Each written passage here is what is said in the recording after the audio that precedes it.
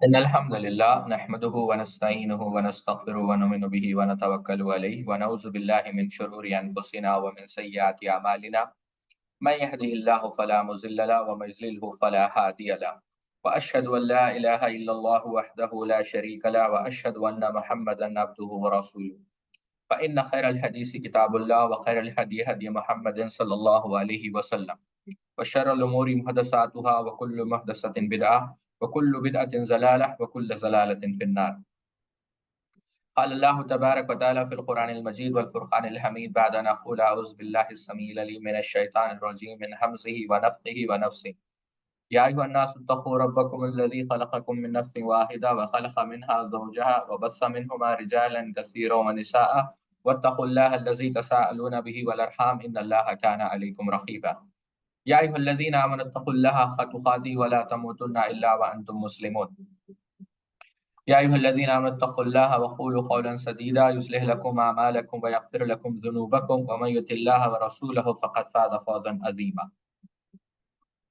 سبحانك لا علم لنا إلا ما علمتنا إنك أنت العليم الحكيم. رب اشرح لي صدري ويسر لي أمري واحلل عقدة من لساني يفقهوا قولي. جیسا کہ آپ لوگ جانتے ہیں کہ پچھلی مجلس میں ہم نے علماء کی فضیلت اور علماء کا شریعت کے اندر کیا مقام ہے اس کو ہم نے تفصیل سے آپ کے سامنے رکھا. انشاءاللہ آج کی مجلس میں ہم بعض باتیں اور بھی آپ کو تفصیل سے بتائیں گے کہ جس سے آپ کو یہ بات واضح ہو جائے گی کہ علماء کا شریعت کے اندر مقام کیا ہے. اور یہ بھی بات میں آپ کو بتاتا چلوں جو کافی اہم ہے، وہ یہ ہے کہ علماء کے حقوق کیا ہیں، کیونکہ یہ طالب علم کو جاننا بے حد ضروری ہے، اور اہل علم نے مستقل اس پہ رسائل لکھے ہیں کہ شریعت کے اندر اہل علم کے کیا کیا حقوق بیان کیے گئے ہیں. تو ظاہر سی بات ہے آج کی مجلس میں ہم علماء کے حقوق تو بیان نہیں کر پائیں گے، کیونکہ یہ ہفتے دروس ہوں گے. تو ہمارا پہلا درس آج کا وہ ہوگا کہ جو بھی فضائل ہم سے چھوٹ گئے تھے، جو کافی اہم فضائل ہیں، ورنہ اہل علم کے فضائل بیان کرنے کے لیے مستقل نشستوں کی، مستقل ایک کورس کی ضرورت ہے. ظاہر سی بات ہے ہم اس کو مفصل انداز میں بھی پڑھا نہیں سکتے، لیکن بنیادی فضائل، بنیادی باتیں جو ہر طالب علم کو معلوم ہونی چاہیے وہ ہم پہلے درس میں بیان کریں گے، جو پچھلے درس میں ہم بیان نہیں کر پائے. کل انشاءاللہ ہم علماء کے حقوق کو سمجھیں گے کہ آیا علماء کے حقوق کیا ہے، جس میں ہم یہ سمجھنے کی کوشش کریں گے کہ ایک طالب علم کو علماء سے کیسے پیش آنا چاہیے، ان کا کس طریقے سے احترام کرنا چاہیے، اور ان کے ساتھ ان کے معاملات کیسے ہوں، ان کے رابطے کیسے ہوں. تیسری چیز، یا پھر یوں سمجھے اسی بحث کے اندر یا بألفاظ دیگر اسی مجلس میں ہم پورا کرنے کی کوشش کریں گے، وہ یہ ہے کہ اہل علم سے سوال کرنے کے آداب کیا ہے. شیخ صالح آل شیخ نے مستقل اس پر ایک رسالہ، ان کا محاضرہ ہے کہ جس پر انہوں نے تفصیل سے یہ بات ذکر کی کہ اہل علم کو سوال کرنے کے آداب کیا ہیں. تیسری چیز ہم یہ دیکھیں گے کہ اہل علم سے مراد یا پھر اہل علم سے دور ہونے کے خوفناک نتائج کیا ہیں. یعنی اس کو ہم انشاءاللہ دو مجلسوں میں رکھیں گے، یا یوں سمجھے کہ انسان جب نص کو یا نصوص کو منہج سلف سے مراد خاص کر تفہیم سلف کی تفہیم کے بغیر خود اپنی آراء و عقل سے مسائل استنباط کرنے کی کوشش کرتا ہے یا اہل علم کے طریقہ کار سے ہٹ جاتا ہے، تو تب اس کے خوفناک کیا نتائج آتے ہیں. اور انسان جب خود اپنی عقل سے مسائل اخذ کرنا شروع کر دے تو تب کیسے کیسے اثرات یا یوں سمجھے برے اثرات معاشرے پر بھی اور اس پر بھی مرتب ہوتے ہیں، وہ ہم انشاءاللہ تفصیل سے آئندہ کی نشستوں میں ہم تفصیل سے رکھیں گے. اب جب یہ بحث مکمل ہو جائے گی تو ہم اس موضوع پر آئیں گے کہ کیا علماء معصوم ہیں، اور اگر علماء معصوم نہیں ہے تو پھر معصوم عصمت یہ کس کا خاصہ ہے؟ یہ انبیاء علیہ الصلوۃ والسلام کا. اور اس کے بعد ہم شیخ الاسلام محمد بن عبد الوہاب رحمہ اللہ کی سیرت کو شروع کریں گے تاکہ آپ لوگوں کو یہ بات واضح ہو جائے کہ ہاں شیخ الاسلام محمد ابن عبد الوہاب رحمۃ اللہ علیہ عالم دین ہے، شیخ الاسلام محمد ابن عبد الوہاب اپنے وقت کے اپنے علاقے کے مجدد ہیں، شیخ الاسلام محمد ابن عبد الوہاب رحمہ اللہ نے مسلمانوں کے اندر شرک اور بدعات اور ان جیسی خرافات کو ختم کرنے کے لیے اپنے زندگی کو وقف کر دی ہے، آپ کے کافی سارے مفید رسائل ہیں، لیکن اس کے باوجود آپ بھی خطا سے پاک نہیں، گناہ سے پاک نہیں، غلطی سے جو ہے غلطی کا امکان آپ سے بھی ہوا ہے اور بالکل ہوا ہے، اہل علم نے اس کی نشاندہی بھی کی ہے۔ یہ اس لیے بیان کر رہا ہوں ساتھیوں کہ ہمارا یہ منہج ہے، بلکہ ہمارا یہ عقیدہ ہے کہ اللہ کے رسول صلی اللہ علیہ وسلم کے علاوہ کوئی بھی معصوم نہیں۔ تو آپ لوگ اس ترتیب کو سمجھیں، کیونکہ ہو سکتا ہے کہ بعض لوگوں کو شبہ ہو کہ یہ تمام چیزیں اس طریقے سے کیوں بیان کی جا رہی ہیں، کہ یہ بنیادی اصول ہے جو آپ کے لیے سمجھنا بے حد ضروری ہے، تاکہ آئندہ دروس میں بھی یہ چیزیں آپ کو یاد رہیں اور آئندہ آپ کو یہ چیزیں آسانی سے سمجھ میں آ جائیں، ٹھیک ہے؟ تو بہرحال امید کہ آپ لوگوں کو یہ پوری ترتیب سمجھ میں آ گئی ہوگی، اگر آ گئی ہے تو آپ لوگ ایس ٹائپ کر دیں، پھر ہم انشاءاللہ آج کے درس کی ابتدا کریں گے۔ صرف 3 لوگوں کو سمجھ میں آئی ہے بات، وقت میرا ضائع نہ کریں۔ جی جی صرف ایک طالبہ کو بات سمجھ میں نہیں آئی ہے، میں دیگر جو اسٹوڈنٹس ہیں ان سے مؤدبانہ گزارش کروں گا کہ آپ یہ خاتون فاطمہ کو سمجھا دیں کہ ہم کیسے جا رہے ہیں، یعنی کس ترتیب کو ہم فالو کر رہے ہیں، ٹھیک ہے؟ بارک اللہ فیکم۔ اب اللہ رب العزت کا نام لے کر ہم شروع کرتے ہیں کہ دیکھیے ہم نے پچھلے درس کے اندر اہل علم کی فضیلت آپ کے سامنے بیان کی کہ علماء کا مقام کیا ہے، اور علماء کہ کیا کیا جو ہے فضائل شریعت کے اندر وارد ہوئے ہیں۔ چلیے ہم پھر ابتدا کرتے ہیں قرآن مجید سے۔ آج بھی ہم انشاءاللہ کوشش کریں گے کہ 3 آیتیں ہم سمجھیں اور اس کے بعد ہم آگے بڑھیں۔ اللہ رب العزت نے ہم 3 آیتوں کو لیں گے، جیسا میں نے کہا کہ تمام آیتوں پر بحث کرنا اس کے لیے مستقل ایک مجلسیں چاہیے، جو ابھی ہمارے پاس اتنا وقت نہیں ہے۔ ابھی انشاءاللہ ہم ارادہ رکھتے ہیں کہ کبھی تفصیل سے ہم اس پر بھی مستقل کتاب لکھیں گے یا مستقل بھی ایک کورس کریں گے کہ اہل علم کا تصور یا اہل علم کے حقوق، اہل علم کی عظمت، اہل علم کی فضیلت، ان کا رتبہ شریعت کے اندر کیا ہے۔ بہرحال اللہ رب العزت نے قرآن مجید کے اندر سورہ زمر کے اندر ارشاد فرمایا قل هل يستوي الذين يعلمون والذين لا يعلمون انما يتذكر اولو الالباب، کیا تم سمجھتے ہو کہ علم رکھنے والے اور علم نہ رکھنے والے دونوں برابر ہیں؟ نہیں، بے شک نصیحت تو وہی لوگ حاصل کرتے ہیں جو علم رکھنے والے ہیں۔ سبحان اللہ، آپ لوگ سمجھیں میری بات کو، یعنی علم رکھنے والے اور علم نہ رکھنے والے برابر نہیں ہے۔ کیا مانا ساتھیوں؟ دیکھیں، اللہ رب العزت کے پاس جاہل کا وہ مقام نہیں ہے جو عالم کا ہے۔ یہاں پر ایک بات میں سمجھاتا چلوں، ایک طالبہ نے بڑا اچھا سوال کیا کہ ہم نے کہا کہ ہمارا ظن ہے کہ امام ابو حنیفہ رحمہ اللہ جنت میں ہے، تو کیا ایسا کہا جا سکتا ہے؟ دیکھیے ہم نے واضح طور پر کہا اہل سنت والجماعت کا عقیدہ کیا ہے، ہم نے کہا کہ ہمارا حسن ظن ہے، ہم نے یہ نہیں کہا کہ یہ ہمارا عقیدہ ہے کہ نامزد ہم کسی کو جنتی نہیں کہہ سکتے۔ کیا مانا؟ کسی کو جنتی کہنا یا کسی کو یہ کہنا کہ وہ جنت میں جائیں گے، اس کے 2 قسمیں ہیں۔ کیا مانا؟ ایک اگر ہم کہیں، ایک تو عمومی جملہ ہے کہ جو بھی کلمہ توحید پر ایمان پر مرے گا اللہ رب العزت اسے جنت میں داخلہ دے گا، یہ تو ایک عمومی بات ہے جو درست ہے۔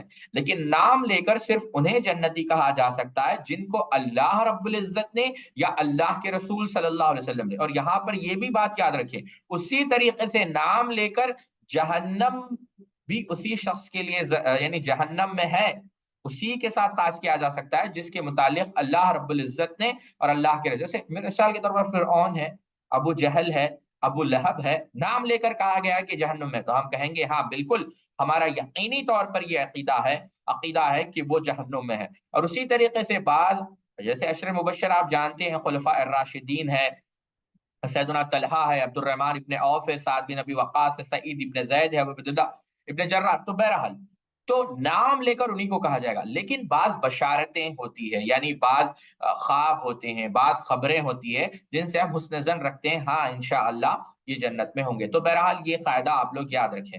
سبحان اللہ۔ تو بات یہ عرض کر رہا تھا کہ یقیناً علم والوں کا مقام زیادہ ہے۔ آپ سبحان اللہ اس واقعے پر غور کریں، امام ذہبی رحمہ اللہ السیر النبلاء کے اندر، ابن رجب رحمہ اللہ ذین طبقات حنابلہ کے اندر، اور اسی طریقے سے امام نے کثیر رحمہ اللہ البدایہ والنہایہ کے اندر اس واقعے کو نقل کرتے ہیں۔ واقعہ کیا ہے ساتھی؟ حسین البلقی رحمہ اللہ ایک معروف عالم دین ہے، وہ کہتے ہیں کہ میں نے ابو منصور محمد ابن احمد، یہ ایک دوسرے عالم دین ہے، ابو منصور، بس اتنا یاد رکھیں، ابو منصور محمد ابن احمد کو ہم نے خواب میں دیکھا، ان کی وفات ہو گئی تھی۔ تو میں نے پوچھا ما فعل اللہ بکا، کہ یا ابا منصور، کہ اے ابو منصور، اللہ رب العزت نے آپ کے ساتھ کیا کیا؟ تو انہوں نے کہا غفر اللہ لی بتعلیم الصبیان، بتعلیم الصبیان الفاتحہ، یعنی کہ اللہ رب العزت نے مجھے معاف کر دیا کیونکہ میں چھوٹے چھوٹے بچوں کو سورہ فاتحہ کی تعلیم دیا کرتا تھا۔ سبحان اللہ! یعنی آپ غور کریں کہ اللہ رب العزت نے ان کو معاف کر دیا محض کس وجہ سے؟ کہ وہ سورہ فاتحہ کی تعلیم دیا کرتے تھے، اور یہ ایک نیک خواب ہے۔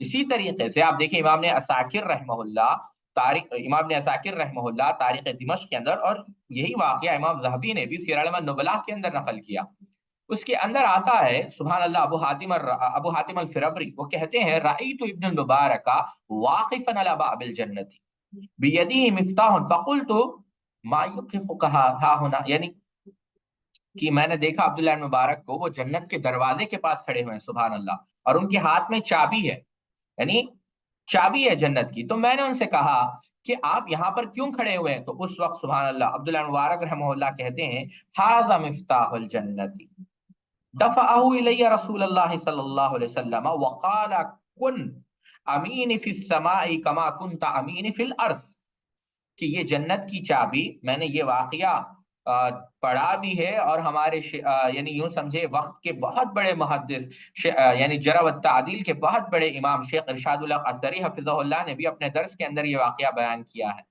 عبداللہ مبارک کہتے ہیں کہ ابو حاتم، یہ جو خواب میں ابھی عالم رؤیا ہے، کہتے ہیں کہ یہ جنت کی جو چابی ہے مجھ کو اللہ کے رسول صلی اللہ علیہ وسلم نے عطا کی ہے، اور اللہ کے رسول نے فرمایا ہے کہ عبداللہ تم آسمان میں میرے محافظ بن جاؤ جس طرح زمین میں تم میرے محافظ تھے، یعنی زمین کے اندر تم میری احادیث کی تعلیم دیا کرتے تھے، احادیث کو حفظ کیا کرتے تھے، جھوٹوں کی سازشوں سے تم میرے احادیث کو بچاتے تھے، یعنی دین کی تم خدمت کرتے تھے، جس طریقے سے دنیا کے اندر تم نے صحیح اور ضعیف یعنی احادیث کو محفوظ کیا، میرے اقوال کو محفوظ کیا، میرے افعال کو محفوظ کیا، یعنی بالفاظ دیگر میرے پورے حیات طیبہ کو محفوظ کیا، تو تم آخرت کے اندر بھی میں چاہتا ہوں کہ تم اس جنت کی چابی کی حفاظت کرو۔ سبحان اللہ!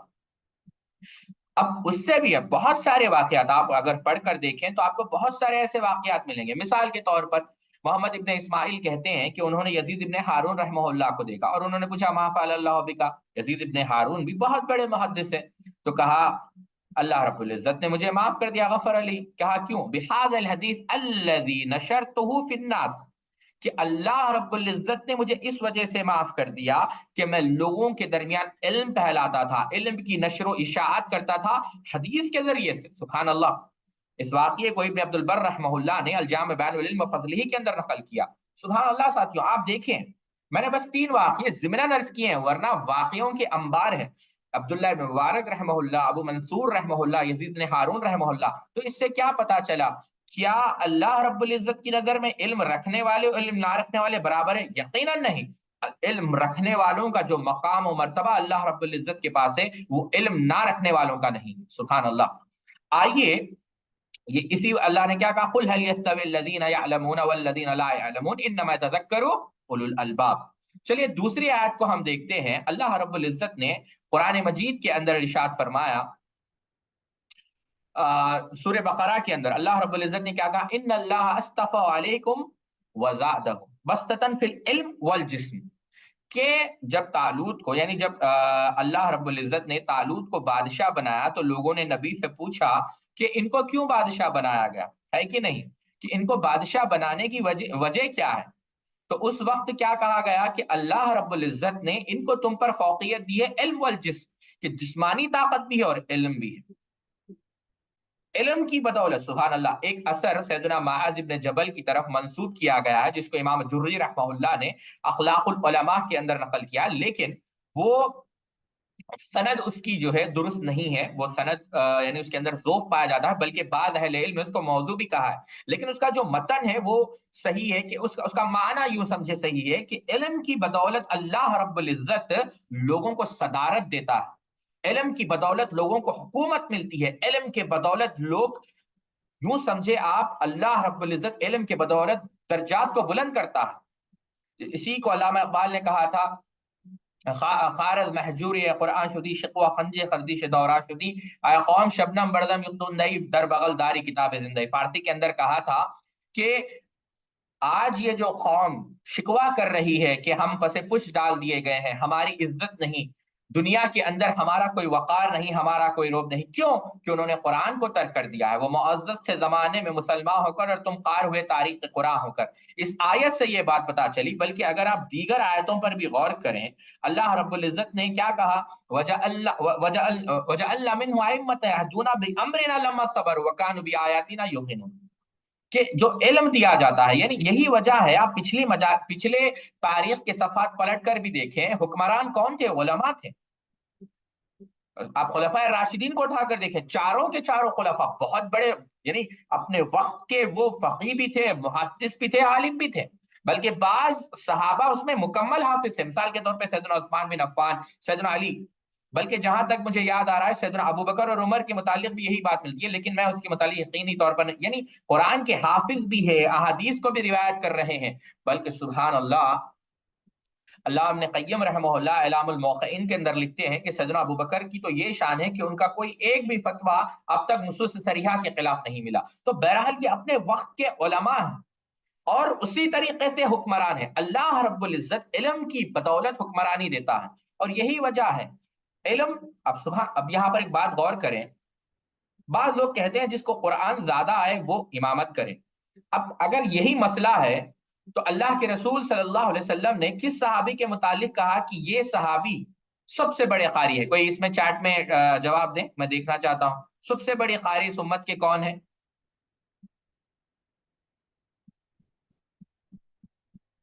کون ہے؟ کوئی جواب دے سکتا ہے؟ یعنی کس صحابی کے متعلق کہا کہ یہ قاری ہے؟ عبداللہ ابن مسعود نہیں، عبداللہ ابن مسعود رضی اللہ تعالیٰ کے متعلق یہ بات نہیں کہی۔ کوئی اور نہیں، کوئی بھی جواب نہیں دے سکتا؟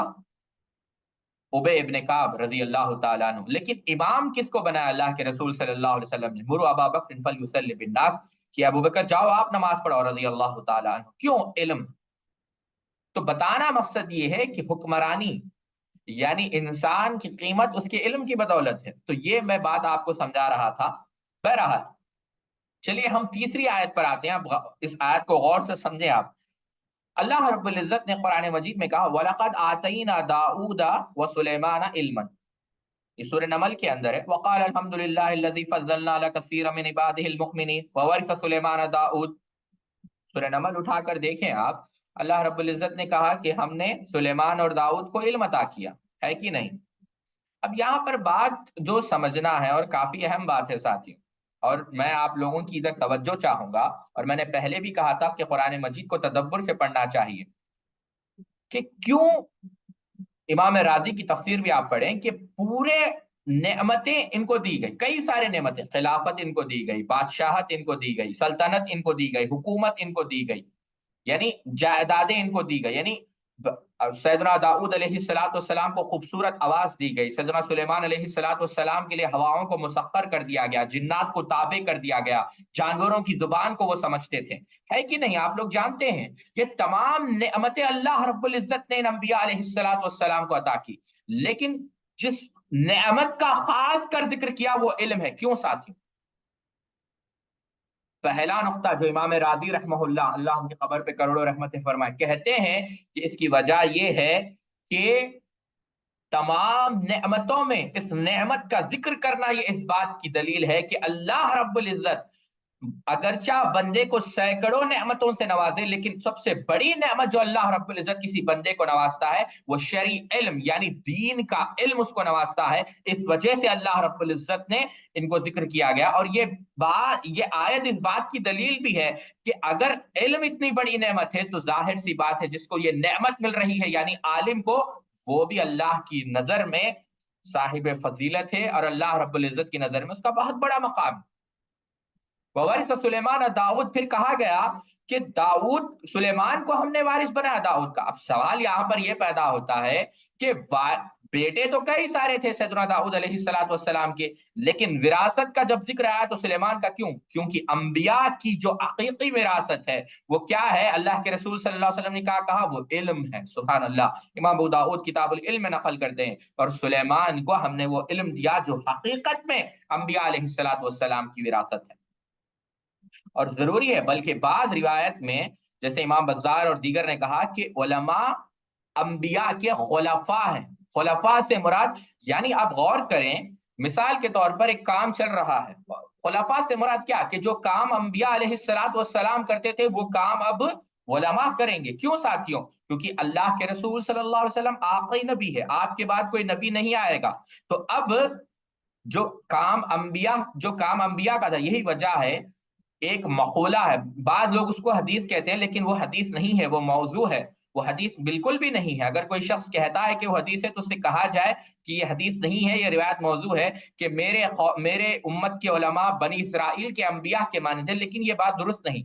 हाँ, इसका मतन क्या है? उसका माना यह है कि जिस तरह बनी इसराइल के अंदर कसरत के साथ अंबिया मबूस किए जाते थे, इस उम्मत में कसरत के साथ, यानी इस उम्मत के उलमा भी उसी तरीके से कसरत के साथ दावत का काम करेंगे। अमर अवामिर, अल्लाह अवामिर, नवाही, हलाल और हराम, जायज और नाजायज, इसकी तालीम देंगे। तो उलमा की बहुत बड़ी जिम्मेदारी, यही वजह है, अल्लाह अकबर, इब्ने हजम रहमहुल्लाह कहते हैं कि अगर उलमा ना होते तो दीन को, यानी दीन एक मानों में गरीब हो जाता। गरीब से माना क्या? स्ट्रेंज हो जाता। कोई इस पर अमल करने वाला नहीं मिलता, हत्ता कि लोग दीन को तर्क कर देते। ये उलमा की बरकत है कि ये लोग दीन की नशर व इशाअत कर कर मशरिक व मगरिब, शिमाल से लेकर जुनूब तक, उन्होंने दीन के मसाइल को मुदल्लल और मुफस्सल अंदाज में कायनात की हर मखलूक को ये पहुंचा दी। बारकल्लाहु फीक। तो बयान ये कर रहा था, ये पहली चीज है। तो असल में अंबिया अलैहिस्सलातु वस्सलाम के वारिस कौन है? वो उलमा। चलिए आगे बढ़ते हैं हम और बात को समझने की कोशिश करते हैं। अहादीस को हम देखें कि अल्लाह के रसूल सल्लल्लाहु अलैहि वसल्लम ने क्या क्या फजीलतें बयान की। पहली फजीलत, इस हदीस को इमाम अहमद इब्न हंबल ने मुस्नद के अंदर, इमाम तबरानी भी नकल किया, और इस वाक़ये को, इस हदीस को आप गौर से सुने। अन अबी हुरैरा रसूलुल्लाह सल्लल्लाहु अलैहि वसल्लम क़ाल यहमिलु हाज़ल इल्मा मिन कुल्लि क़ल्बिन उदूलुहु यनफून अन्हु तहरीफ अलगालीन व इंतहाल मुब्तिलीन व तावील जाहिलीन, और कमा क़ाल नबी सल्लल्लाहु अलैहि वसल्लम, कि अल्लाह के रसूल सल्लल्लाहु अलैहि वसल्लम ने फरमाया कि इस इल्म को थामे रखेंगे या इस इल्म को आगे पहुंचाएंगे हर सदी में, हर नस्ल में, हर जनरेशन में। कौन फैलाएंगे? जो उदूल, यानी जो अदल वाले हैं। कौन है यहाँ पर अदल? इल्म से मुराद यहाँ पर क्या है? शेख अब्दुल करीम खुदैर कहते हैं कि इल्म से मुराद इल्म शरई है, जो दीन का इल्म है। उदूल से माना क्या है? यानी ये उलमा है। सुभान अल्लाह। यानी उलमा इल्म को आगे पहुंचाते रहेंगे, आगे बढ़ाते रहेंगे, हर नस्ल तक, एक नस्ल दूसरी नस्ल की, एक नस्ल के उलमा दूसरी नस्ल तक, एक सदी के उलमा दूसरी सदी के उलमा तक, यानी दूसरी सदी के अवाम तक इल्म को पहुंचाते रहेंगे। और उनका उनका काम क्या होगा? गालीन, जो गुलू करते हैं, तशद्दुद अख्तियार करते हैं दीन में, और दीन के नुसूस में तहरीफात करते हैं, दीन के अंदर तहरीफात को दाखिल कर कर दीन की शक्ल को बिगाड़ना चाहते हैं, वो इनकी तहरीफात को मिटाएंगे। मुब्तिली व इंतहाल मुब्तिलीन, यानी जो बातिल परस्त लोग हैं, जो बातिल फिरके हैं, जो दीन के अंदर यानी बेजा बातिल तावीलात करेंगे, बातिल उसके मफाहिम बयान करेंगे, तो वो उनका इब्ताल भी करेंगे या उनका रद्द भी करेंगे बाल्फाज दीगर। व तावील अल जाहिलीन, और वो लोग जो जुहला है, जो दीन की ऐसी तशरीह करते हैं, ऐसी तफसीर करते हैं जिसकी वजह से दीन को नुकसान होता है, बल्कि दीन की शक्ल बिगड़ जाती है, तो ऐसे जुहला की वो क्या करते हैं? रद्द भी करते हैं। सुभान अल्लाह। ये अल्लाह के रसूल सल्लल्लाहु अलैहि वसल्लम की पेशन गोई है। और आज आप देख सकते हैं बिल्कुल ऐसे लोग पाए जाते हैं, और उलमा उनकी तावील का, उनके गुलूह का, उनके इब्ताल का मुसलसल वो रद्द भी करते हैं। तो ये पहली फजीलत है उलमा की। दूसरी बात साथियों, यहाँ पर ये भी बात याद रखें, इसकी शरह में अल्लामा सिद्दीक हसन खां भोपाली रहमहुल्लाह ने यही बात कही कि इसका माना यह है कि जो भी दीन के अंदर तहरीफात करेंगे, जो भी हक और बातिल में तमीज किए बगैर तलफीक, यानी दोनों को मिला देंगे, माने बदल देंगे, متن بدل دیں گے، مفہوم بدل دیں گے، تو اس حدیث کا معنی یہ ہے کہ علماء ان کا رد کریں گے اور علماء ان کو یعنی ایکسپوز کریں گے۔ کیوں؟ کیونکہ یہ لوگ دین کے خلاف ہے، اور دین کے امین کون ہے؟ علماء۔ بلکہ ایک روایت جس کو امام خطیب بغدادی رحمہ اللہ نے شرف اصحاب الحدیث کے اندر بھی نقل کیا کہ اللہ کے رسول صلی اللہ علیہ وسلم نے فرمایا لا یزال اللہ یغرس فی ھذا الدین غرسا، کہ اللہ کے رسول صلی اللہ علیہ وسلم نے فرمایا کہ اللہ رب العزت ہمیشہ یہ دین میں پودے لگاتے رہے گا۔ کیا مانا؟ کہ علماء لگتے جائیں، علماء پیدا کرتے رہے گا جو دین کی حفاظت کریں۔ تو سبحان اللہ ساتھیوں، اس سے یہ بات پتا چلی کہ علماء بے حد ضروری ہے، اور اللہ رب العزت علماء کو پیدا کرتے رہے گا دین کی تحفیظ کے لیے، دین کی خدمت کے لیے۔ بلکہ میں یہاں پر ایک حدیث جو آپ لوگوں کو بتانا چاہوں گا، اور میں کوشش کروں گا کہ یہ حدیث میں آپ لوگوں کو تفصیل سے سمجھاؤں، اور میں چاہتا ہوں کہ آپ لوگ یہ بات کو غور سے سمجھے بھی، کیونکہ کافی اہم بات میں آپ لوگوں کو بتا رہا ہوں۔ بلکہ اس سے قبل کہ وہ حدیث بیان کروں، آپ اس سے بھی سمجھے، سبحان اللہ۔ صفوان ابن عسال رضی اللہ تعالیٰ عنہ، بعض محدثین نے اس حدیث کو نقل کیا جیسے ابن حبان، ابن خزیمہ وغیرہ نے، کہ صفوان ابن عسال رضی اللہ تعالیٰ عنہ اللہ کے رسول صلی اللہ علیہ وسلم کے پاس آتے ہیں اور کہتے ہیں اللہ کے رسول، میں یہاں پر چند مسائل یعنی موضوع کے متعلق وہ سوال ہوتا ہے کہ کتنے دن اس پر وضو کیا جا سکتا ہے، تو اللہ کے رسول جواب دیتے ہیں۔ تو اس وقت اللہ کے رسول صلی اللہ علیہ وسلم کیا کہتے ہیں؟ اے صفوان، خوش آمدید، یعنی خوش آمدید یعنی ویلکم آپ سمجھ سکتے ہیں کہ اے طالب علم کو فرشتے گھیر لیتے ہیں، صفوان تم علم حاصل کرنے کے لیے آئے ہو، اور اس پر اپنے پروں کا سایہ کرتے ہیں، یعنی ایک دوسرے سے، یعنی فرشتے اس سے محبت کرتے ہیں، اور محبت کی وجہ سے اپنے پر سے لے کر اس کے اوپر سایہ کرتے ہیں، اور اتنے جمع ہو جاتے ہیں صفوان کے آسمان تک پر باندھا جاتا ہے، اور ایسا یعنی ایسا وہ طالب علم سے خوش ہو کر کرتے ہیں، یعنی آپ سمجھ رہے ہیں میری بات، کہ ایک پر کے اوپر ایک پر، ایک پر کے اوپر ایک پر، حتیٰ کہ وہ پر آسمان تک پہنچ جاتے ہیں۔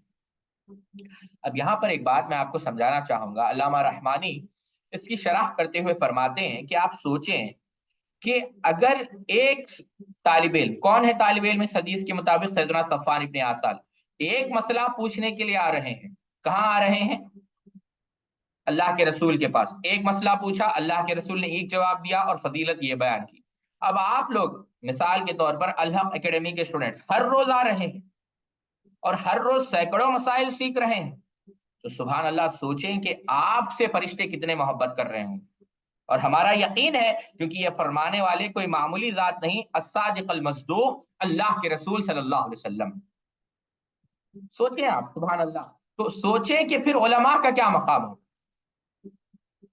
آگے بڑھیں ہم، امید کہ آپ لوگوں کو یہاں تک بات سمجھ میں آ گئی ہوگی، اگر آ گئی ہے تو ایس ٹائپ کر دے تاکہ ہم آگے بڑھیں۔ صرف 3 لوگوں کو بات سمجھ میں آئی، جی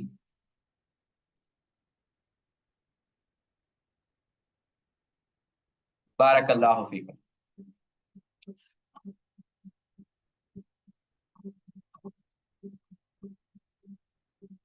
جی، ایک حدیث، اور اس حدیث کو میں تفصیل سے سمجھانے کی کوشش کروں گا، اللہ رب العزت سے دعا ہے اللہ رب العزت مجھے کما حق سمجھانے کی توفیق عطا فرمائے۔ اس سے قبل کہ میں یہ حدیث آپ کو سمجھاؤں، میں چاہوں گا کہ آپ لوگ، اگر آپ کے پاس موبائل میں فون ہے تو فون میں قرآن مجید کھولیں، یا اگر آپ لوگوں کے پاس کمپیوٹر ہے تو قرآن کھول کر رکھیں، تاکہ میں 2-3 آیتوں کے متعلق آپ کو سوال کروں گا، آپ اس آیتوں کو سامنے رکھیں۔ اس حدیث کو امام ترمذی رحمہ اللہ نے باب العلم کے اندر نقل کیا، کتاب العلم کے اندر نقل کیا ہے، اور شیخ البانی رحمہ اللہ نے اس حدیث کو صحیح بھی قرار دیا۔ حدیث کیا ہے پہلے ہم پڑھ لیتے ہیں۔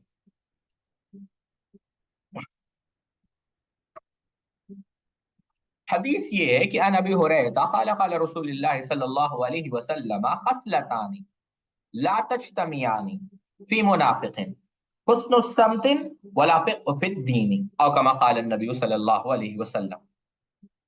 اللہ کے رسول صلی اللہ علیہ وسلم نے کہا، اور اب غور سے سمجھے میری بات کو، کہ 2 خصلتیں یعنی 2 کوالٹیز، 2 صفات لا تجتمعانی جمع نہیں ہو سکتے، فی منافق منافق کے پاس۔ کس کے پاس؟ منافق کے پاس 2 عادتیں نہیں آ سکتی، حسن السمت اچھے اخلاق، ولا فقہ فی الدین اور دین کی سمجھ، دین کی فقہ۔ بات غور سے سمجھیں، اللہ के रसूल साहब ने क्या कहा कि दो चीजें नहीं आ सकती। अब इसकी शरह आप उठाकर देखें तो उलमा लिखते हैं कि ये असल में अल्लाह के रसूल सल्लल्लाहु अलैहि वसल्लम तरगीब दिला रहे हैं मोमिनों को। यानी इस बात में ये है कि जब मुनाफिक के पास नहीं है तो मफहूम मुखालफा ये बना कि मोमिन के पास ये दोनों चीजें हों।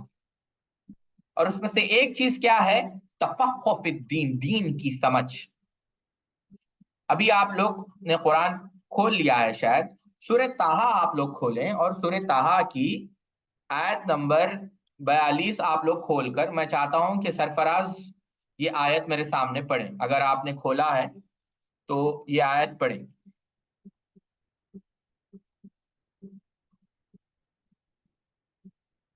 सूरह ताहा की। आवाज आ रही है आपको सब? दिलनवाज,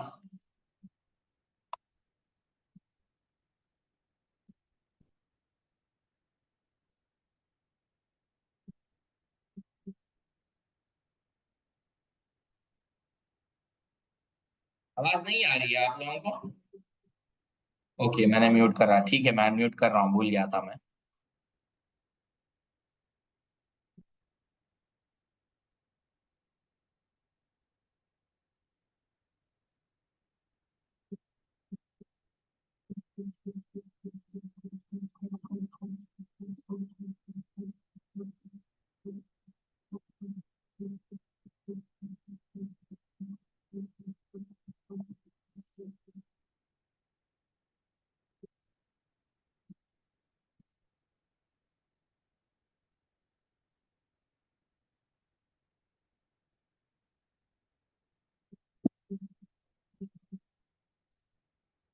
जी दिलनवाज,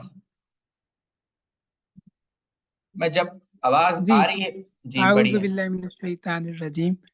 इज़हबा इला फ़िरऔन इजहब इन्नहु इजहब इजहब। इज़हब इज़हब इला फ़िरऔन इन्नहु इज तग़ा। इजहब अंता, आयत नंबर 42 अच्छा, मैंने कहा। 42, सॉरी। इज़हब अंता व अखूका बिआयाती वला तनी वला तनिया फ़ी ज़िक्री। देखिए, अगर आप लोगों ने, कितने लोगों ने ये आयत, कितने लोगों के सामने ये आयत है? अभी आप तमाम लोगों के सामने ये आयत है? अगर है तो यस टाइप कर दीजिए आप लोग। बारकल्लाहु फीकुम जी। अभी समझें बात को। इज़हब अंता व अखूका बिआयाती वला तनिया फी ज़िक्री। अब तू अपने भाई समेत मेरी निशानियां हमरा ले हुए जा, और खबरदार मेरे जिक्र में सुस्ती ना कर। ठीक है, ये आयत है। आयत का आप लोग तर्जुमा भी पढ़ ले। 7:03 हो रहे हैं, मैं 1 मिनट आपको वक्त भी दूंगा। नहीं, 7:04, 7:05 तक आपको वक्त दूंगा। 7:06 को मैं अपनी तकरीर जारी करूंगा। आप लोग तर्जुमा गौर से पढ़ें। अभी मैं बात एक असल में आपको समझाना चाहता हूँ। जी, अभी आप लोगों का वक्त शुरू हो गया, आप लोग तर्जुमा गौर से पढ़ें।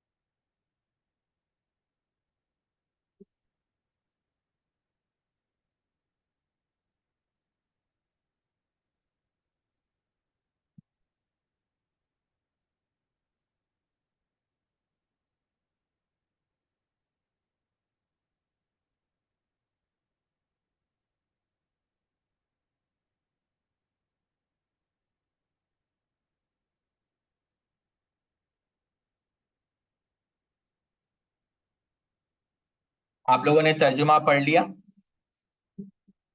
अगर पढ़ लिया है, जी बारकल्लाहु फीकुम।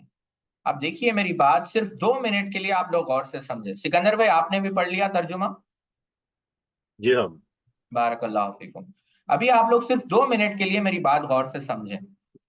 अगली आयत भी मैं कहूंगा, दिलनवाज आप कुरान को खोले रखें। मेरी बात को अगर आप लोग देखें, एक ये आयत है और ये आयत है सूरह ताहा के अंदर। ठीक है, अब यहां पर देखें कि आप लोग आयत को कैसे समझते हैं और एक आलिम आयत को कैसे समझता है।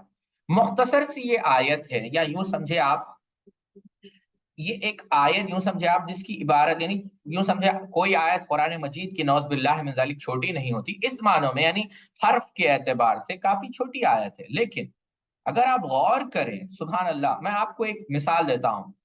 आप लोग जब मिसाल के तौर पर अगर कोई शख्स यहाँ पर पढ़ा लिखा हुआ है, या फिर मैं समझता हूँ उम्मीद के तमाम आप लोग पढ़े लिखे हुए हैं, गुस्ताखी माफ, मैं ये बयान कर रहा था कि जो उलूम असरिया से भी आप लोग अगर वाकिफ हैं, तो मिसाल के तौर पर जितने भी लोग एमबीए कर चुके हैं, या एमबीए कर रहे हैं, या ग्रेजुएट कर रहे हैं, तो बुनियादी तौर पर आप उठाकर देखें कि किसी भी काम को करने के लिए, या किसी भी प्रोजेक्ट को, या किसी भी गोल को अचीव करने के लिए बुनियादी तौर पर 5 स्टेप्स बताए जाते हैं। कि पहली चीज तो क्या बताया जाता है कि भाई आप लोग पॉजिटिव रहिए, यानी एक आप लोगों का जो मिजाज है या एटीट्यूड है वो पॉजिटिव होना चाहिए। दूसरी बात ये कही जाती है कि आप लोगों को टीम में मिलकर काम करना चाहिए। तीसरी बात ये कहा जाता है कि आपको प्रोसेस मालूम है, प्रोसेस से मुराद क्या है, नॉलेज मालूम है, सब्जेक्ट नॉलेज हो। और चौथी चीज ये बताई जाती है कि मेहनत आप लोगों को करनी है, यानी you have to give your best. और पांचवी चीज बताई जाती है कि हमेशा आप लोगों का आपका मकसद क्लियर होना चाहिए कि भाई this is what we want. ठीक है, देखिए, एक ही आयत, पॉजिटिव एटीट्यूड, इज़हब, अल्लाह के रसूल अल्लाह रब्बुल इज्जत ने सैयदना मूसा अलैहिस्सलाम को कहा इज़हब फिरौन के पास, कि डरने की कोई जरूरत नहीं है, अगर चाहो वो फिरौन है लेकिन मूसा तुम कलीमुल्लाह हो, मेरे रसूल हो, इज़हब, तुम मुस्बत सोच लेकर जाओ, मैं कह रहा हूं तुम्हें कि तुम जाओ। अब यहाँ पर मूसा अलैहिस्सलाम मुस्बत सोच लेकर जा रहे हैं कि हाँ, अल्लाह रब्बुल इज्जत मुझे कह रहा है, मुझे डरने की कोई जरूरत नहीं। अल्लाह अल्लाह रब्बुल इज्जत ने पहले क्या कहा कि तुम ये मत सोचो कि तुम उसके महल में जाओगे तो वो तुम्हारा शिकार करेगा या कत्ल करेगा, नहीं, तुम जाओ, हम तुम्हारी हिफाजत करेंगे। तो पहली चीज की तालीम दी गई कि तुम मुस्बत सोच लेकर जाओ, पॉजिटिव एटीट्यूड लेकर जाओ। दूसरी चीज, अखू का, अपने भाई को लेकर जाओ, टीम वर्क करो, यानी एक तन्हाई में काम करने की जरूरत नहीं, ताउनुल बिर्रि वत तक़वा वला ताउनुल इस्मि वल उद्वान, खैर का काम है, अपने भाई का सपोर्ट तुम लो, अपने भाई की मदद तुम लो। फिर ये कहा आयाती, मेरी निशानियां लेकर जाओ, क्या माना, इल्म लेकर जाओ, बसीरत के साथ जाओ, कुल हाज़िही सबीली अदउ इलल्लाह अला बसीरतिन अना व मन इत्तबअनी व सुब्हानल्लाहि व मा अना मिनल मुशरिकीन। फिर तनिया, सुस्ती ना करो, लेजीनेस से दूर रहो, हार्ड वर्क करो, मेहनत करो। सुस्ती का मफहूम मुखालफा क्या है, कि आपको जो है एक्टिव रहना है। और पांचवी चीज ये क्या, जिक्री, मेरा जिक्र करो, यानी हमेशा ये पूरा जो भाग दौड़, ये दावत का काम, ये पूरी जो लगन है वो किसके लिए है, ताकि अल्लाह राजी हो जाए, लिहाजा मुझे याद रखो। सुभान अल्लाह, एक ही आयत, लेकिन ये पांचों खवानीन या बाल्फाज दीगर, ये पांचों कॉन्सेप्ट्स को एक आयत में बयान किया गया। मकसद क्या है, बताना मकसद क्या है, कि आयत तो एक ही है, लेकिन जब मोमिन उस पर गौर करता है, आलिम उस पर गौर करता है, तो उसका पूरा जो नजरिया है, जो समझने का जाविया है, वो मुख्तलिफ होता है हमसे हटकर। आप लोगों ने भी पढ़ा, हमने भी पढ़ा, लेकिन पढ़ने पढ़ने में फर्क होता है। आप लोगों को बात अगर समझ में आ गई हो तो कम से कम एस टाइप कर दें, ताकि मुझे लगे कि हाँ भाई, बात आप लोगों को समझ में आ रही है। जी चलिए, मैं आप लोगों को दूसरी मिसाल देता हूं, बात गौर से समझे। सूर्य कहाफ आप लोग खोलें, और सूर्य कहाफ की आयत नंबर 45 आप लोग खोलें, और दिल नवाज आप पढ़ें 45, आयत नंबर 45।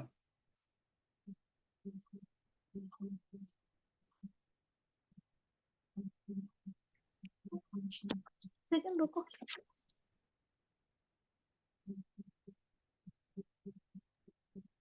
ठीक है शेख। आऊज़ु बिल्लाहि मिनश शैतानिर नहीं, रजीम। देखिए, इमाम सयूती रहमहुल्लाह ने बयान किया है कि एक दफा आपने औज़ुबिल्लाह पढ़ लिया है तो बार बार पढ़ने की जरूरत नहीं है, एक दफा काफी है। वज़रिब लहुम मसलल हयातिद दुनिया कमा इन अंज़लनाहु मिनस समाई फ़ख्तलता बिही नबातुल अर्ज़ि फ़अस्बहा हशीमन तज़रुहु देखिए, रियाह। आप लोगों ने इसका, बारकल्लाहु फीकुम, आप लोगों ने तर्जुमा पढ़ा है इसका अभी? अगर नहीं पढ़ा, देखिए मैं यहाँ पर टाइप कर देता हूँ, हो सकता है मैं टाइप करना भूल गया। सूरह कहाफ, सूरह नंबर 18, आयत नंबर 45। जी मैं टाइप कर रहा हूँ, थोड़ा आप लोग सब्र कर लें जी।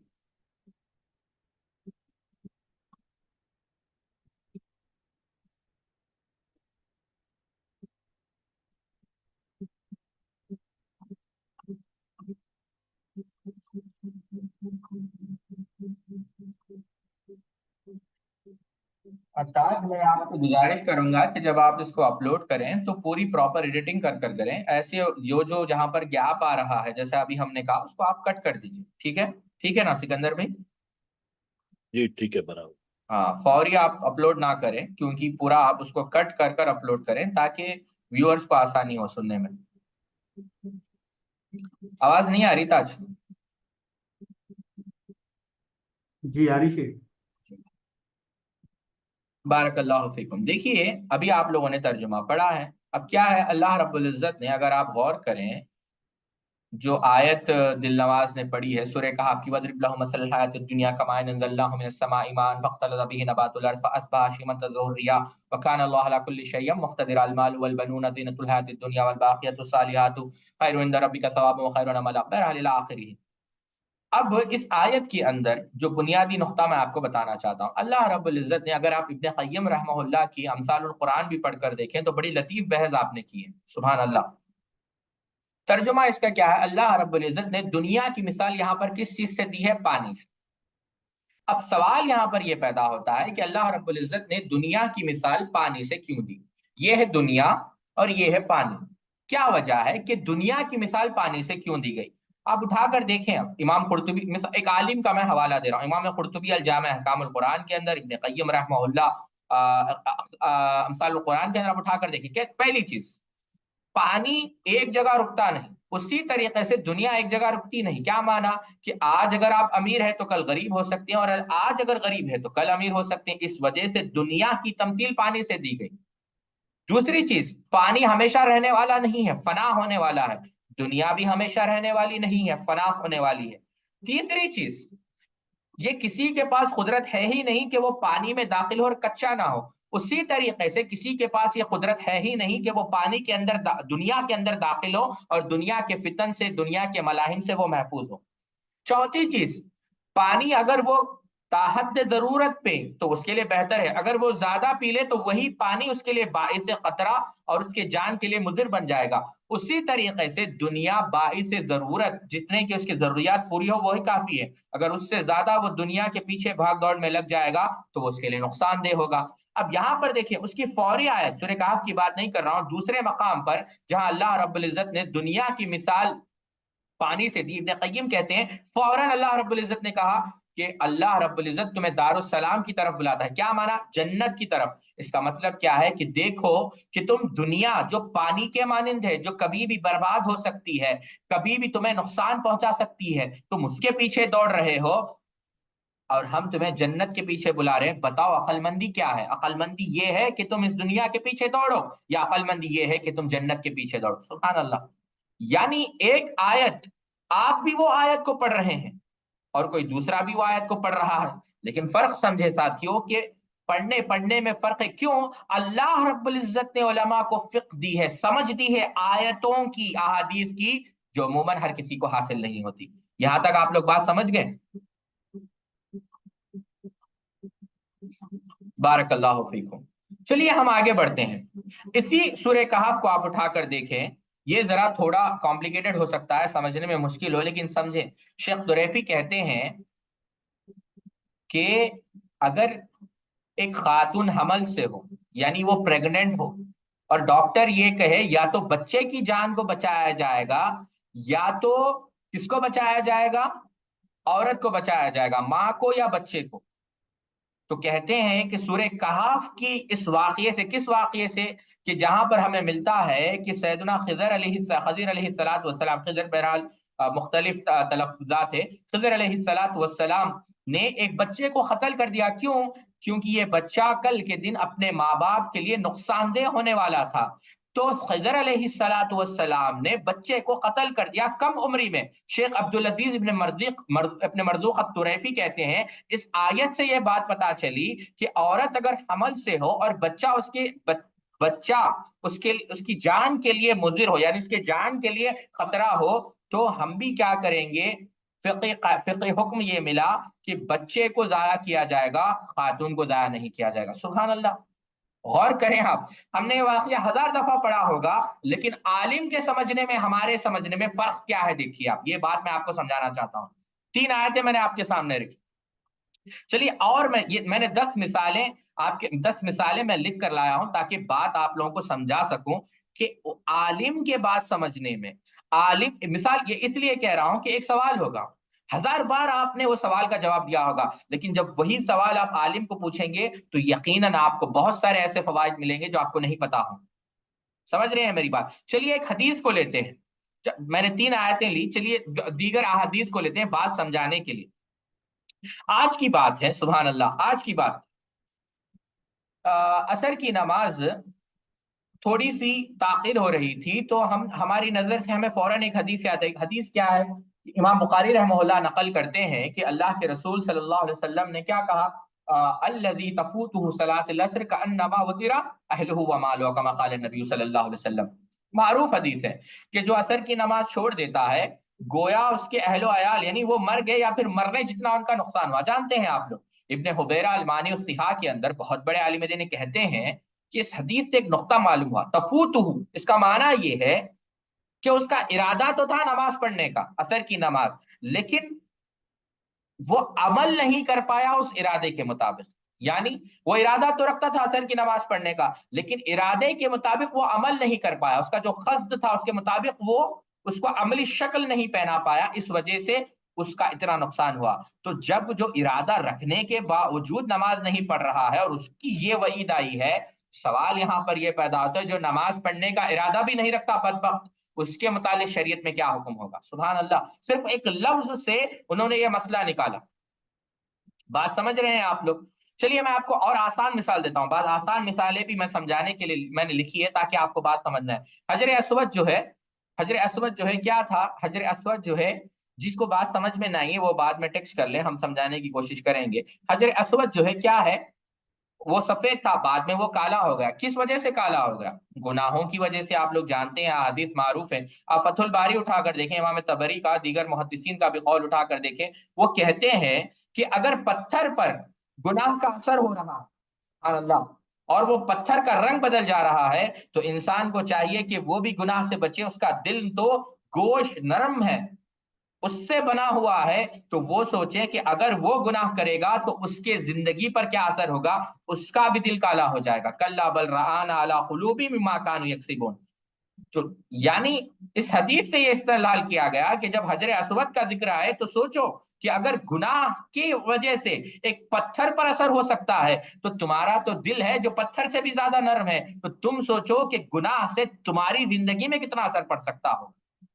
دوسری بات ساتھیوں، آپ لوگ یہ بھی غور کریں، ایک معروف حدیث ہے، حدیث بطاقہ، جس کے اندر آتا ہے کہ 99 دفتر ہوں گے، معلوم ہے آپ لوگوں کو یہ حدیث، اور ایک رخا ہوگا یا ایک شٹ ہوگی یا پیپر ہوگا جس میں لکھا ہوا ہوگا لا الہ الا اللہ محمد الرسول اللہ اشہد ان لا، یعنی اب وہ بھاری ہو جائے گا اور یہ پورے نام اعمال ہلکے ہو جائیں گے۔ آپ لوگوں کو شاید یہ حدیث معلوم ہو، حدیث بطاقہ، عبداللہ ابن عمرو ابن عاص رضی اللہ تعالیٰ، بارک اللہ فیک۔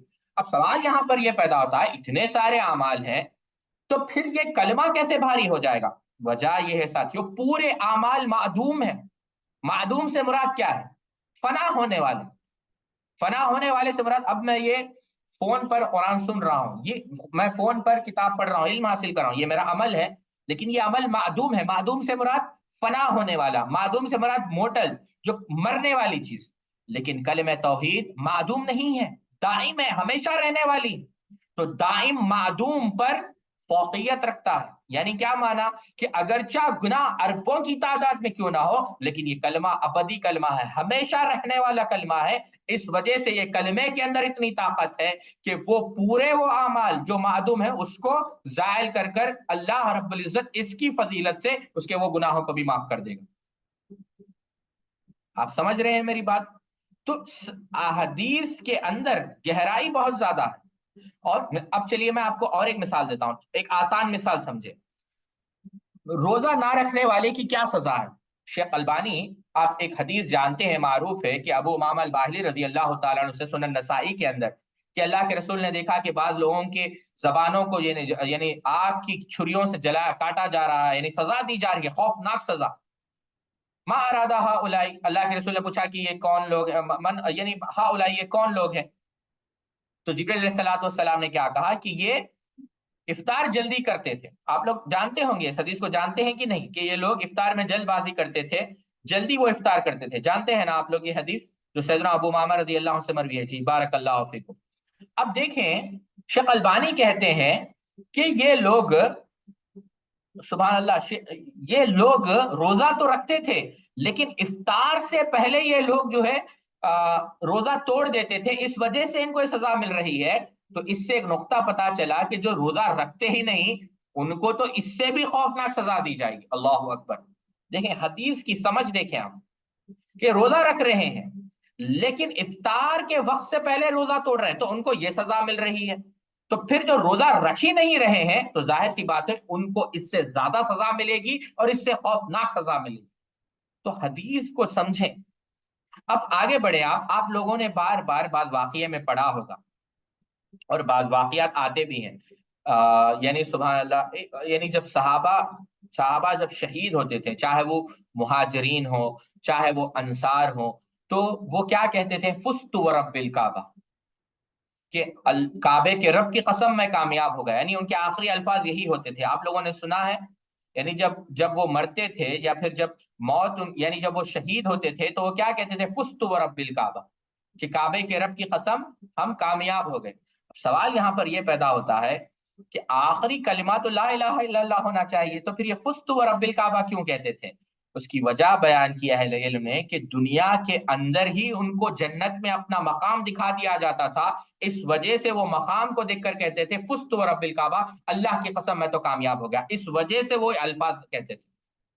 تو ساتھیوں بتانا مقصد یہ ہے کہ نصوص تو موجود ہیں لیکن نصوص سمجھنے میں ظاہر سی بات ہے اہل علم جو ہے یعنی اہل علم کے سمجھنے میں آپ کے سمجھنے میں بہت فرق ہے. چلیے میں آپ کو ایک مثال دیتا ہوں. اب سوال میں آپ لوگوں کو پوچھتا ہوں یہاں پر، دیکھیں فرض کریں عبد الرحمان ہے. میں آپ تمام لوگوں سے سوال کر رہا ہوں، کتنے؟ 24 لوگوں سے. دیکھتے ہیں کہ کون جواب دیتے ہیں. عبد الرحمان ہے. عبد الرحمان کا ولیمہ ہو رہا ہے اور ولیمے میں یوں سمجھے آپ ڈانس و باجا یا پھر یوں سمجھے رقص ہو رہا ہے، تو کیا عبد الرحمان کے ولیمے میں جایا جائے گا یا نہیں جایا جائے گا؟ بتا دیجئے فوری. آپ لوگ سوال تو سمجھ گئے ہوں گے آپ لوگ. جی اسی طریقے سے عبد الرحمان کا انتقال ہو گیا اور وہ مر گئے، یعنی عبد الرحمان ابھی مر گئے، ان کا انتقال ہو گیا ہے. اب ان کے جنازے میں یعنی میت کو لے جا رہا ہے، وہاں پر بدعات ہو رہے ہیں، خرافات ہو رہے ہیں، تلبیہ ہو رہے ہیں، یعنی عجیب و قسم کے یعنی بعض بدعتی تو وہاں پر انہوں نے ایسے ایسے حرکات کیے جو شریعت کے سخت خلاف ہے. تو اب بتائیے کیا ان کے جنازے میں جایا جائے گا یا نہیں جایا جائے گا؟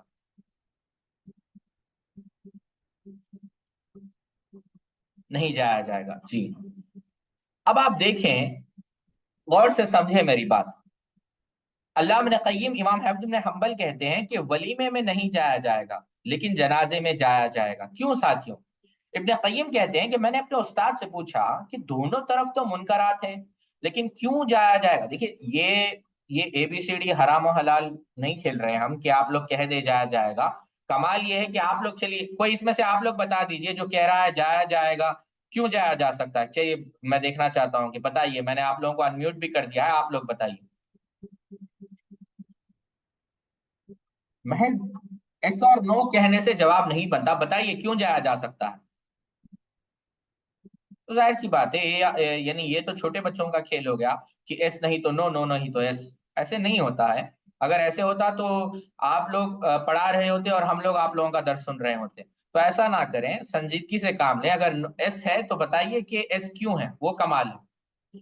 تو دیکھیے بات یہ بیان کر رہا تھا کہ علامہ ابن قیم کہتے ہیں میں نے پوچھا اپنے استاد شیخ الاسلام ابن تیمیہ رحمۃ اللہ، انہوں نے کہا کہ دیکھو ولیمے کے وقت وہ زندہ ہے اور وہ اس کا حق ہے کہ اس کے ولیمے کی دعوت قبول کی جائے، لیکن اس کے پاس اختیار بھی ہے کہ جو ولیمے کی دعوت میں منکر ہو رہا ہے وہ اس کو روکے، لیکن وہ نہیں روک رہا ہے، لہٰذا اب اس کا حق ساقط ہو جاتا ہے، تمہیں نہیں جانا چاہیے. لیکن جب وہ مر چکا ہے تمہارا حق ہے کہ تم اس کے جنازے میں شریک رہو.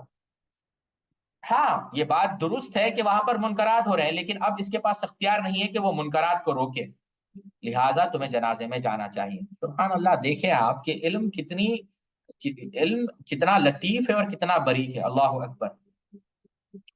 تو میں بتانا یہ چاہتا ہوں ساتھیوں کہ اسی وجہ سے فقہا کا جو مقام ہے وہ غیر معمولی مقام ہے، علماء کا جو مقام ہے وہ غیر معمولی مقام ہے۔ اللہ رب العزت نے غیر معمولی مقام علماء کو دیا، یہ بات آپ لوگ سمجھیں۔